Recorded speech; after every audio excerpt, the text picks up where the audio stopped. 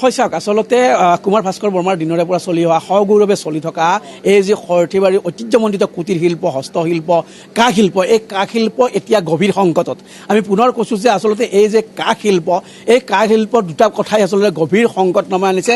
এটা হ'ল কাঁহ শিল্পৰ কাৰণে প্ৰয়োজনীয় যি ভগা কাঁহ সেই ভগা কাঁহৰ যি দ্ৰুতগতিৰ মূল্য বৃদ্ধি, আনহাতে বজাৰত যে নকল কাঁহৰ সামগ্ৰী বা মেচিনাৰী সামগ্ৰী উভৈনদী হৈ পৰিছে, যি ধৰণৰ প্ৰচলন হৈছে, এই দুটা কথাৰ কাৰণে আচলতে সৰ্থেবাৰীৰ ঐতিহ্যমণ্ডিত এই কুটিৰ শিল্প এতিয়া এক গভীৰ সংকটত পৰিছে। এই মুহূৰ্তত মই অসম যে কঁহাৰ শিল্পী সন্থাৰ সভাপতি ফুলেন তামুলী আছে, মই ফুলেন তামুলীৰ কাষলৈ যাব বিচাৰিছোঁ, এগৰাকী কাঁহ শিল্পী, আনহাতে অসম কঁহাৰ শিল্পী সন্থাৰ সভাপতি। মই আপোনাৰ কাষলৈ আহিব বিচাৰিছোঁ। এফালে দেখিবলৈ পোৱা গৈছে দ্ৰুত গতিত ভগা কাঁহৰ দাম বৃদ্ধি হৈছে, যিটো আপোনালোকৰ কাৰণে এক ডাঙৰ সমস্যা, কি ক'ব? প্ৰথমতে আপোনালোকৰ চেনেলক মই আন্তৰিক ধন্যবাদ জনাইছোঁ। এনেকুৱা এটা এক জটিল মুহূৰ্তত আপোনালোকে আহি আমাৰ এই শিল্পটোৰ মানে মৰহি যোৱা শিল্পটোৰ উদ্ধাৰৰ স্বাৰ্থত প্ৰসাৰ আৰু প্ৰচাৰৰ বাবে আপোনালোকে যেনেধৰণে আহিছে আজি, তাৰ কাৰণে আপোনালোকক নথৈ ধন্যবাদ জনাইছোঁ। এতিয়া কথাটো হৈছে আমাৰ এই শিল্পটোৰ এনেকুৱা এটা পৰ্যায় পাইছে যে আজি 1 বছৰ আগতে 1200 টকা ভঙা কাঁহৰ দাম আছিলে, কিন্তু আজি এই 1 বছৰৰ ভিতৰতে আজি 2000 টকা ভঙা কাঁহৰ দাম হৈছে। গতিকে ইয়ে আমাক মানে শিল্পীখিনিক বহুত ধৰণে ক্ষতি কৰিছে। ক্ষতি কৰা মানে শিল্পীখিনি এতিয়া মানে নাজল নাথল অৱস্থা হৈছে। গতিকে এই ক্ষেত্ৰত আমাৰ চৰকাৰে যদি ইয়াৰ এটা সঠিক সিদ্ধান্ত লৈ আমাৰ শিল্পীখিনিক জীয়াই থকা যিটো মূল্য বৃদ্ধি হৈছে, এই মূল্য বৃদ্ধিৰ কাৰণে, ভগা কাঁহৰ মূল্য বৃদ্ধিৰ কাৰণে আপোনালোকে কাম নকৰি বহি থাকিবলগীয়া হৈছে নেকি? নিশ্চিতভাৱে এতিয়া বেলেগ বেলেগ কামলৈ মানে গতি কৰিছে আমাৰ শিল্পীসকলে। আৰু আমাৰ যিগতিকে এই শিল্পটোৰ পৰা আমাৰ ৰাষ্ট্ৰই মানে বৈদেশিক মুদ্ৰা যথেষ্ট পৰিমাণে পাইছে।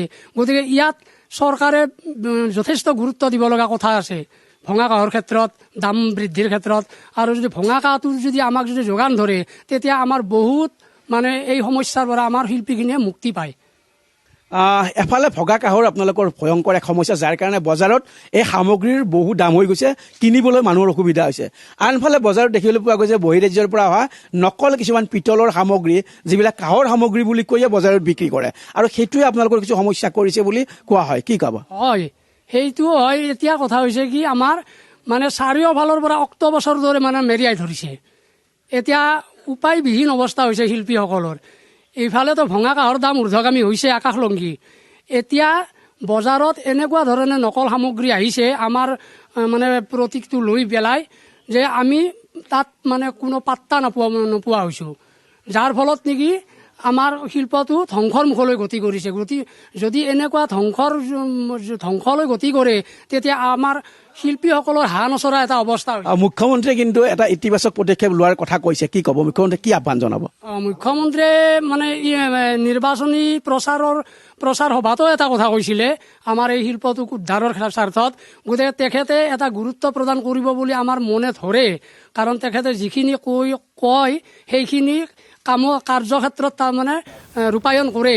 নিশ্চয়কৈ মই পুনৰ কৈছোঁ, আচলতে যি এই কাঁহ শিল্প, এই কাঁহ শিল্পক এক গভীৰ সংকট। পুনৰ কৈছোঁ যে ভগা কাঁহৰ মূল্য বৃদ্ধি, আৰু ভগা কাঁহ যদিহে চৰকাৰীভাৱে যোগান ধৰাৰ ব্যৱস্থা গ্ৰহণ কৰা নহয়, বা ভগা কাঁহৰ যি মূল্যৰ সেইটো যদি নিয়ন্ত্ৰণ কৰা নহয়, তেতিয়াহ'লে ভয়ংকৰ এক সমস্যা হ'ব।